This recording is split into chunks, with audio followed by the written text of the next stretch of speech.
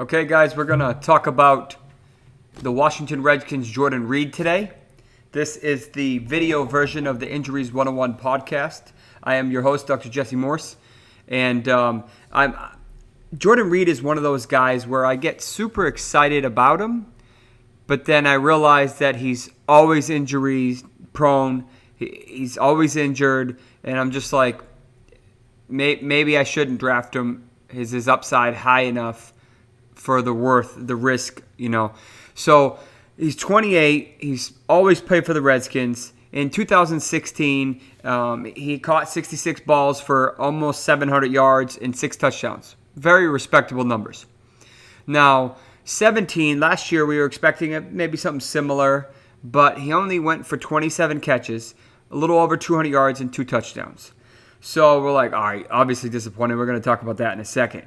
But 2018, Fantasy Pros has him going for 81 targets, 56 catches, 580 yards, and 6 touchdowns. So not quite as many yards as the 16 season, but the same amount of touchdowns. That would make him his number 9 tight end. So is that a good spot for him? I'll let you decide by the end of the podcast, and I'll give you my recommendations as well. So the issue with Jordan Reed is he's a model of inconsistency. I mean, he's oft injured. In week 1 of the 2017 season, he went 5 for 36. Then he followed up that with in week 2 for basically a 6 for 48. But go figure, he leaves with a chest injury. Now, when you hear chest injury, it can be a bunch of different things. So it can be just a chest bruise. It could be your breastbone, your sternum right here. The 2 bones that come off it are your clavicles, your collarbone. And when that happens, sometimes you can have a bruise or an irritation or even a fracture right along here, which is technically a chest injury. You could also have a rib injury, sometimes they call that a chest. Sometimes you can tear your pec, which inserts into the bicep over here, but you can technically tear your pec. Usually that's much more of like an alignment injury or something. But so we don't know exactly what it was, but either way. So this caused him to miss week 3, but he returned in week 4. But then he only played about a quarter of those snaps. 3 catches for 21 yards. What was it this time? So basically, was it a toe, which we end up finding he ends up having? Was it a chest, or what was it this time? So he missed week 5, and he comes back in week 6 and 7. He finally gets in the end zone in week 7. He got 2 touchdowns. So when he's on the field, we know he's potent. But when he's not on the field, he doesn't help you. He doesn't help the Redskins. So here's the thing. Week 8 rolls around, and then boom, he leaves with another injury. I'm like, this guy, he can't stay healthy.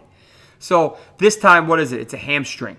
So I'll show you what's going on with the hamstring. So the hamstring, if you can see right here, so the hamstring is a complicated muscle. So it inserts way up here, and then it comes all the way down by your knee, and it inserts basically onto the back of your leg. Well, these muscles love to strain right in the middle, and especially where they insert. So guys, when they're running, they can really cause some issues. If you strain it really well, you're going to have a lot of time. It's going to take a long time to get back. Minimum 10 days, 2 weeks, even for the slightest of things.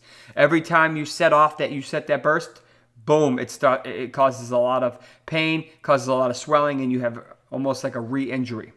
So the issue with this, unlike him, this basically caused him to miss weeks 9 through 14. So this guy's basically played like 2 or 3 games. And then the Redskins ends up putting him on IR in basically the second week of December. So what happened is he actually ended up having a toe injury that they really didn't talk about much. So let's talk about this toe injury, because this is probably the biggest thing that set him back, in my opinion. Did it cause his toe injury, his hamstring injury? No, but it may have contributed to it. So basically, watching the Red Sox game behind me, the Reed fractured the small bone underneath your big toe. Now, this is called the sesamoid bone. Now the sesamoid bone, we have them like in our hands, we have them in our feet, but you got two underneath your big toe. So think of this as your big toe, and you got two small ones underneath it. Now what can happen is you can technically have that inflamed. You can even fracture it. So the problem is it's kind of hard to distinguish. It's kind of hard to decide if it's a fracture or if it's just irritated.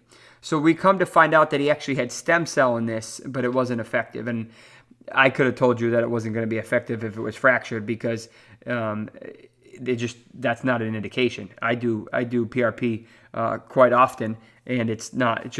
This was not a good idea for that. But either way, I guess it was worth a try. But so we find out that Reed not only has surgery on one side, but he actually had bilateral, what we call sesamoidectomies. So he actually ended up having a piece or possibly a whole one of the two on each side removed. So now, because it's so small, think of it like a marble. It's so small that it's hard. You're not going to be able to put it back together. And if it is, it'd probably be uncomfortable anyway. So they just end up removing it.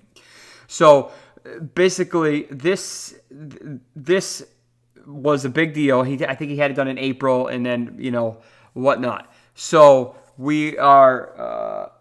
That's not good. So let's see. For Reed, here's a couple quotes he had.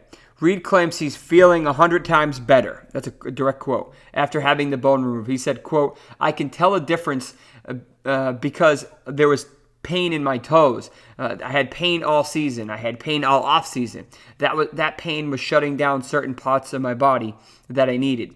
So you removed the pain, and now I'm building my body back up again and feeling great." Okay, so what else did he say?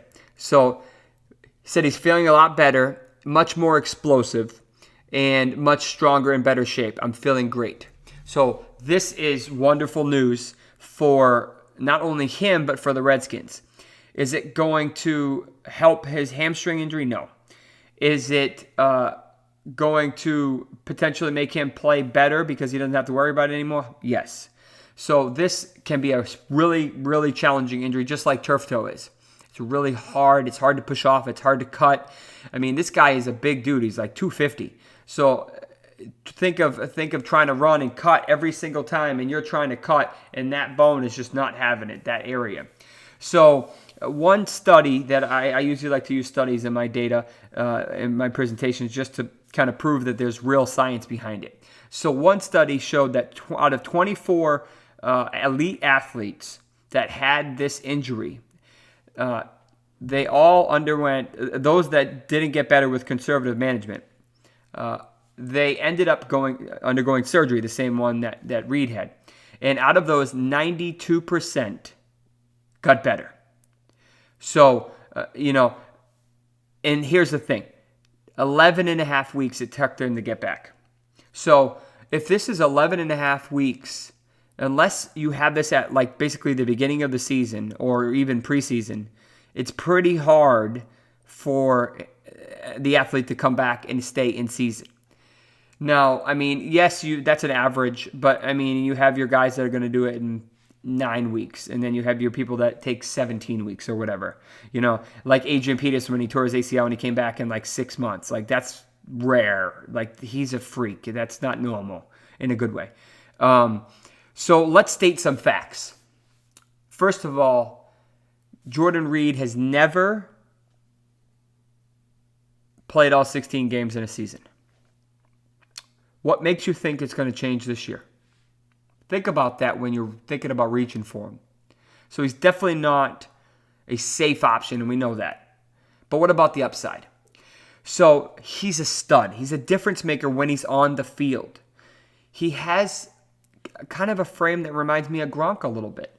He's too big for the DBs to cover him. He's too fast for the linebackers to cover him. So he's a nightmare. He's a matchup nightmare, just like Gronk is. But Gronk has been, for the most part, been able to stay healthy. Unfortunately, Reed hasn't. He doesn't have quite the skill set Gronk has, but He's very good when he's on the field, kind of like Eifert. Same thing. It kind of reminds me of something similar. So I always like to propose a question: is this toe injury going to come back and finally and haunt him, or is he finally kind of done with it? Now, there's a good chance, a strong possibility that this toe surgery fixed this. And in my opinion, I'm more worried about the hamstring than I am with the toe.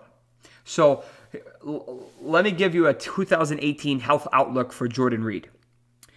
He was a hot mess in 2017.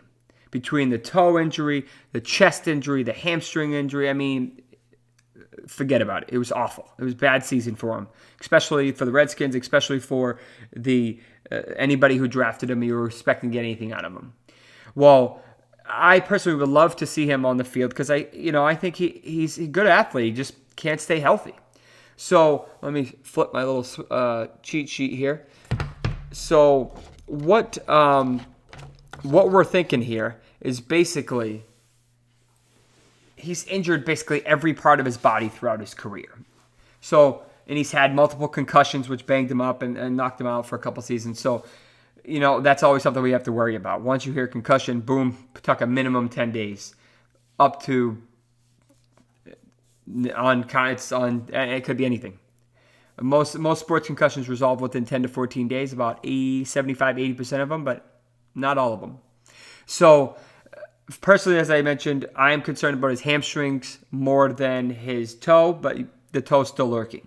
So, what is Reed's risk of re-injury in 2018? So, overall, I'd say it's like 95% that he will find his way onto the injury report somehow.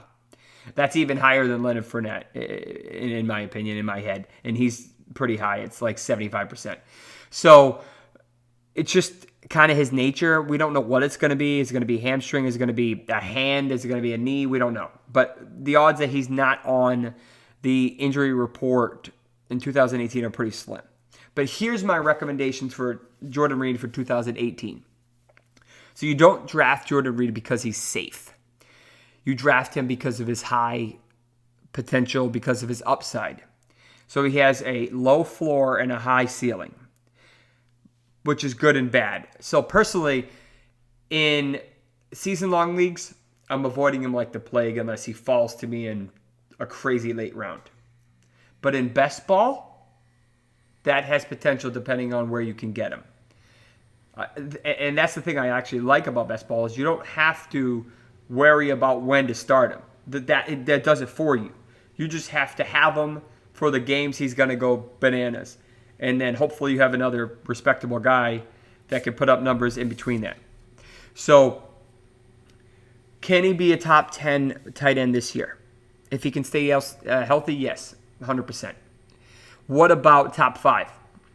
Yes, possibly. I mean, he can be the Redskins' new Travis Kelce where Alex Smith came from, Kelce was a beast with Alex Smith. He loves his tight end. So why can't he use Jordan Reed as long as he can stay healthy? So personally, he's on my do not draft list. And I hope I brought enough information today for you to be able to decide that. So, let me know what you think. Let me know. Post some comments about where you are. Are you gonna draft him? Are you gonna avoid him like the plague? Where do you put him? Is he a 8 through 12 guy? Is he more like a 12 through 16 kind of ranking guy? If you want to reach out to me, my Twitter handle is Dr. Jesse Morse.